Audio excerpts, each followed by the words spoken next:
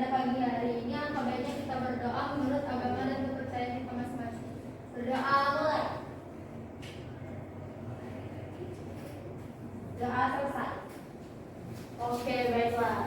Sebelum kita memulai pembelajaran pada pagi hari ini, Ibu ingin menanyakan kabar kalian. Gimana nih kabarnya anak-anak? Oke, baik. Semoga kita selalu sehat dan terus dalam keadaan semangat ya.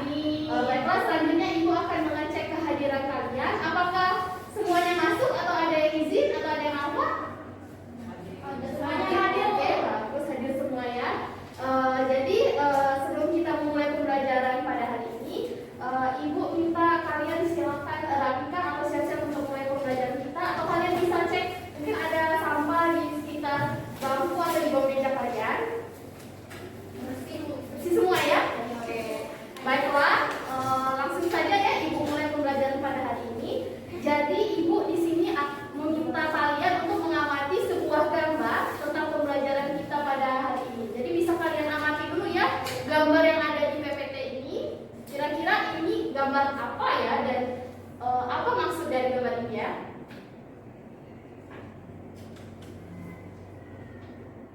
Oke. Ya, Septias. Kira-kira apa Septias? Gambar atau maksud dari gambar tersebut Septias? Perubahan wajah seseorang tuh kayak Perubahan dia kan wajah? dari tua terus kayak pemuda gitu. Oke, baiklah. Bagus sekali jawabannya. Terima kasih. Ada lagi yang ingin mengemukakan pendapatnya? Bu, Silakan, Mane. gambar tersebut itu merupakan gambar perubahan tekstur wajah Bu, dari yang awalnya mulus terus jadi keriput dan kondisi bentuk wajahnya juga jadi tirus. Iya, betul sekali. Jadi terima kasih ya kepada anak yang sudah menjawab. Jadi bisa kalian lihat sendiri. Jadi gambar di depan ini merupakan gambar seorang pengguna narkoba ataupun psikotropika, di mana sebelum ia memakai atau menggunakan senyawa atau zat tersebut, wajah dari orang tersebut itu bisa dilihat ya, masih sangat fresh, masih seperti terlihat muda. Tapi setelah sepotong pemakaian, wajahnya tiba-tiba kantong matanya hitam, kemudian tulang pipinya menjadi lebih tirus dan terlihat sangat lebih tua, sangat berbeda bukan ya dari sebelum penggunaan narkoba dan juga zat-zat psikotropika. Jadi kalian bisa menyimpulkan ya bahwa perubahan fisik seseorang itu terjadi ketika menggunakan senyawa-senyawa seperti senyawa narkotika dan juga psikotropika. Jadi itulah kira-kira gambar perubahan fisik seseorang tersebut. Nah, dari gambar yang telah kalian amati, maka dapat kita simpulkan bahwa materi pembelajaran kita pada hari ini yaitu tentang senyawa narkotika dan psikotropika serta dampak bahaya penggunaan dan penanggulangannya. Baiklah, adapun indikator pembelajaran ini yaitu ada dua. Yang pertama, menjelaskan jenis narkotika dan psikotropika beserta senyawanya. Yang kemudian selanjutnya menganalisis dan menjelaskan tentang bahaya penggunaan senyawa psikotropika terhadap kesehatan diri pada sistem koordinasi terhadap diri dan lingkungan masyarakat dan penanggulangannya.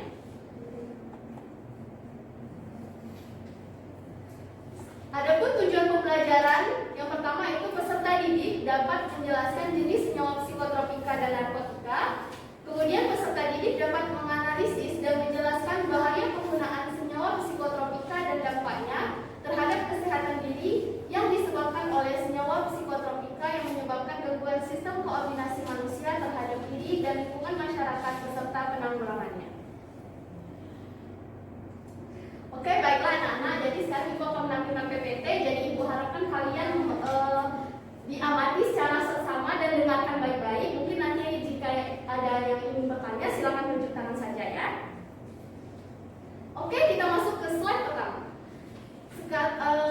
Slide pertama itu pengertian nafzah. Jadi nafzah sendiri merupakan singkatan dari narkotika, psikotropika, dan zat adiktif. Nafzah sendiri merupakan zat-zat yang jika dikonsumsi akan mempengaruhi sistem saraf pusat sehingga dapat mengubah perasaan dan cara berpikir orang yang menggunakannya.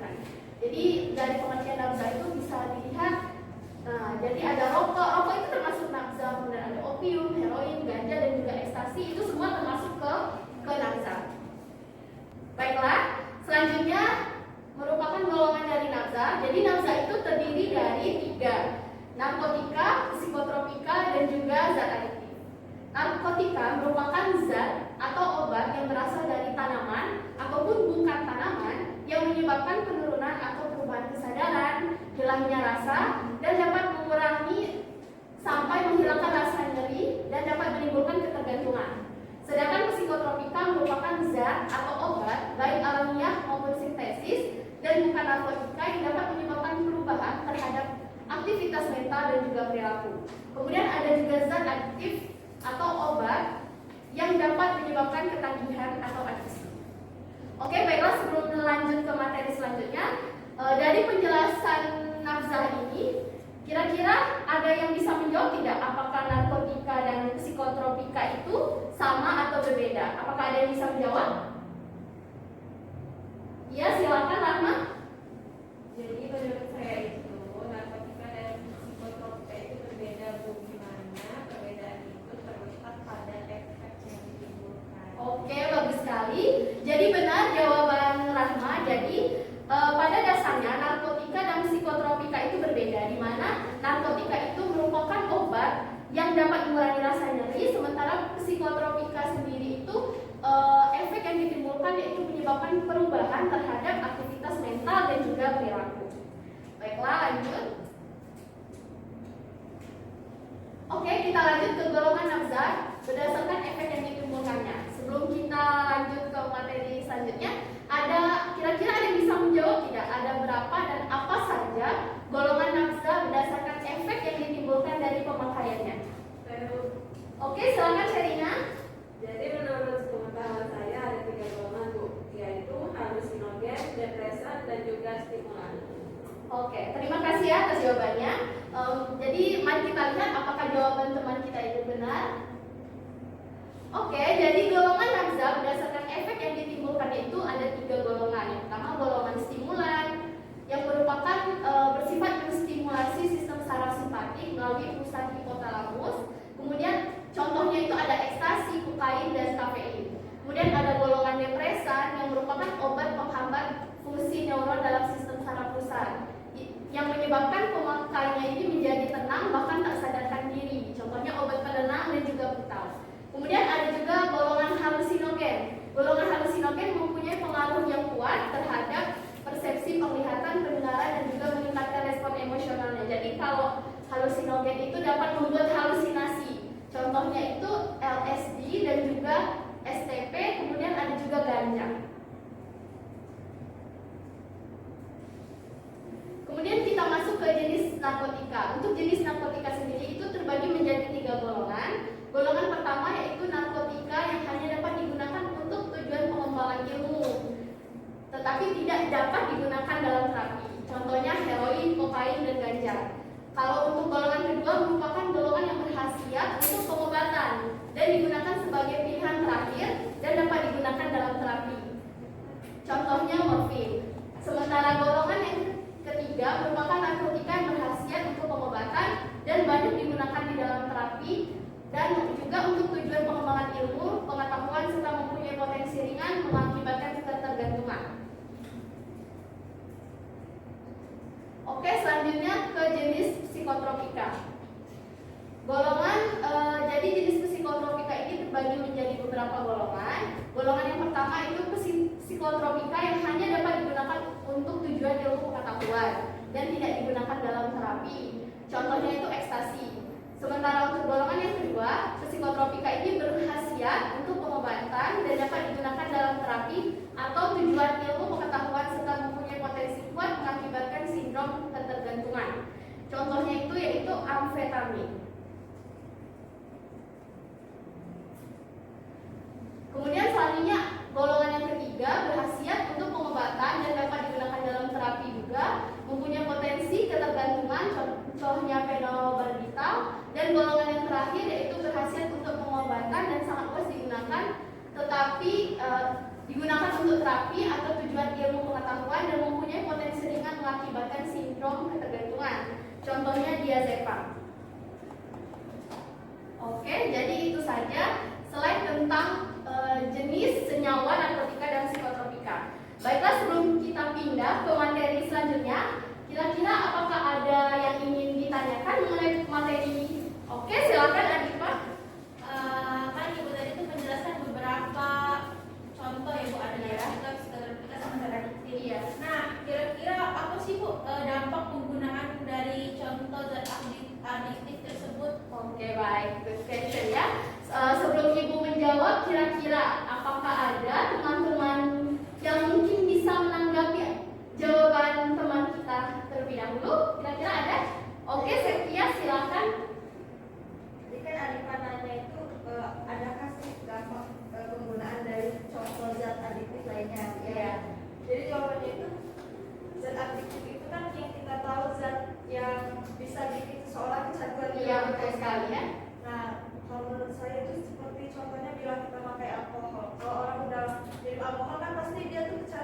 Iya, tagihan ya. Oke, baik. Jadi sangat sangat betul dan sangat bagus jawaban dari Septias ya Arifa ya. Jadi dampak penggunaan dari zat adiktif lainnya itu menimbulkan kecanduan atau ketagihan seperti ya alkohol, bahkan rokok, dan juga seperti kita minum kopi atau teh itu kan kalau kita lakukannya itu kan zat-zat di dalamnya itu bisa membuat kita ketagihan atau memberi efek candu. Oke, baiklah. Jadi itu saja materi tentang jenis narkotika dan psikotropika. Nah, untuk selanjutnya Ibu akan membagi kalian menjadi dua kelompok 1 dan kelompok 2. Jadi untuk sebelah sini kelompok 1, sebelah sini kelompok 2. Jadi di sini Ibu akan membagikan modul untuk kelompok. Ini untuk kelompok 1, ini untuk kelompok 2. Jadi setiap kelompok silakan kalian baca modul tersebut, kalian baca, kalian analisis, kemudian kalian tuliskan di atas kertas. Nanti beri waktu 3 menit, kemudian nanti kalian akan mempresentasikannya di depan kelas. Oke, jadi silakan per kelompok, silakan berdiskusi sesuai kelompoknya masing-masing, terus kalian tuliskan ya di atas kertas ya.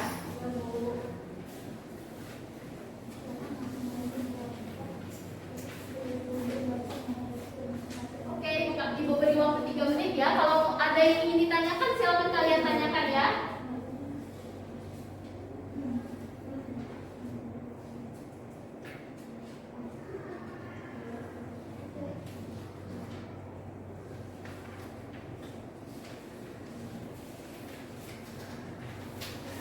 Ya, kelompok 2, apakah ada kesulitan? Oke. Kelompok 1 bagaimana? Apakah ada kesulitan? Oke, mana? Kalau ada yang ingin ditanyakan, silakan ditanyakan saja ya. Baik, Bu. Bu, ini dikasih waktu berapa menit tadi, Bu? 5 menit. Silakan ya.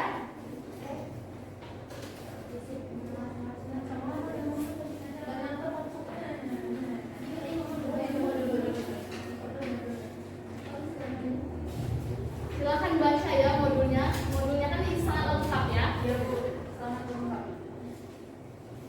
Terima kasih, Bu. Apa dampak?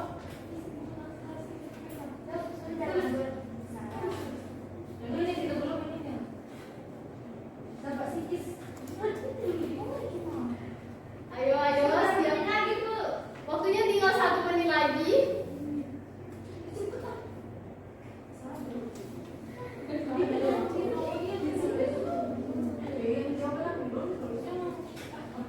Sangat heboh sekali ya kelompok 1 ya. Kamunya biru.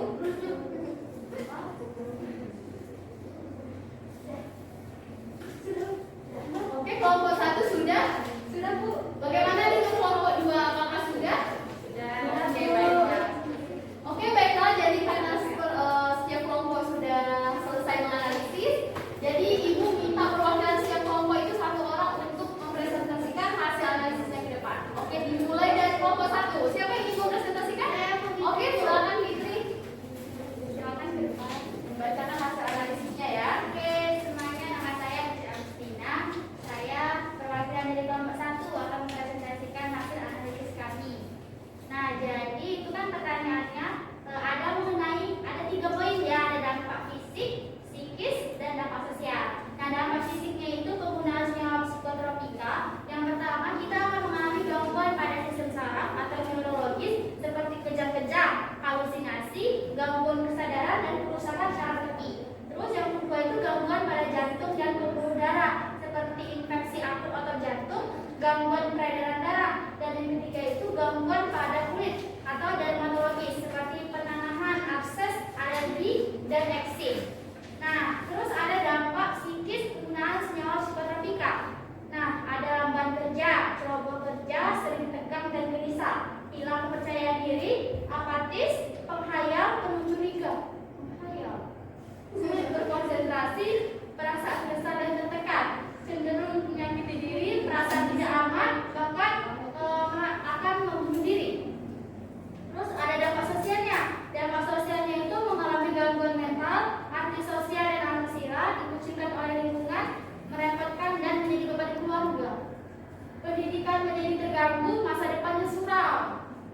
Ya, betul sekali. Oke, terima kasih kalau jawab kepada temannya.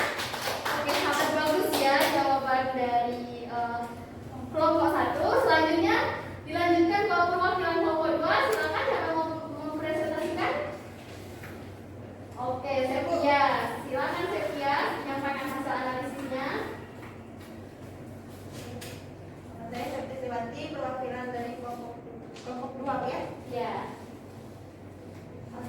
Hasil analisis dari kelompok kami itu ialah tentang upaya penanggulangan peredaran gelap narkoba itu di lingkungan kita, lingkungan masyarakat. Jadi upaya pencegahannya itu ialah dengan tanggung jawab semua pihak, terutama seperti Karang Taruna, RT RW, Lurah, Camat, juga lembaga masyarakat yang lain, untuk turut berperan aktif seperti dalam mewaspadai ancaman narkoba terhadap lingkungan masyarakat. Upaya yang dapat kita lakukan ialah melakukan kerjasama dengan pihak yang berwenang atau BNN untuk melakukan penyuluhan tentang bahaya narkoba itu sendiri, atau mungkin mengadakan kerjasama dengan pihak BNN untuk membentuk tim relawan anti narkoba. Karena dengan adanya relawan anti narkoba ini di lingkungan masyarakat kita ini sangat bermanfaat, karena bisa konsultasi atau bisa menjadi paham dengan bahaya narkoba untuk tubuh dan lingkungan. Terima kasih. Oke, terima kasih Sepia. Oke, sangat bagus sekali ya hasil analisis dari kedua kelompok, baik kelompok 1 dan kelompok 2. Jadi sedikit Ibu tambahkan bahwa dampak penggunaan senyawa narkotika dan juga psikotropika itu memiliki dampak kepada fisik, psikis dan juga sosial. Sementara upaya untuk penanggulangan dari penggunaan senyawa narkotika dan psikotropika itu bisa dilakukan, kalau di lingkungan masyarakat itu bisa dilakukan dengan penyuluhan, kemudian bisa juga dilakukan masyarakat itu kerjasama dengan pihak BNN untuk melakukan anti relawan kan tentang narkotika dan juga psikotropika. Oke, baiklah. Jadi kira-kira sampai di sini saja materi kita pada hari ini. Sebelum Ibu menutup pembelajaran pada hari ini, kira-kira nih ada nggak yang bisa menyimpulkan pembelajaran pada hari ini? Oke, Made, silakan. Nah, jadi untuk pembelajaran kita hari ini itu dapat disimpulkan bahwa jenis narkotika dan psikotropika itu kedua zat ini apabila dikonsumsi dapat menimbulkan ketergantungan pada narkotika dan menimbulkan perubahan aktivitas mental pada psikotropika. Sedangkan pada zat aktif menimbulkan efek ketagihan sampainya laporan alkohol. Oke, bagus sekali Made kesimpulan yang diberikan. Mungkin ada lagi nih yang kira-kira bisa memberikan kesimpulan tentang pembelajaran ini. Oke, silakan Rahma.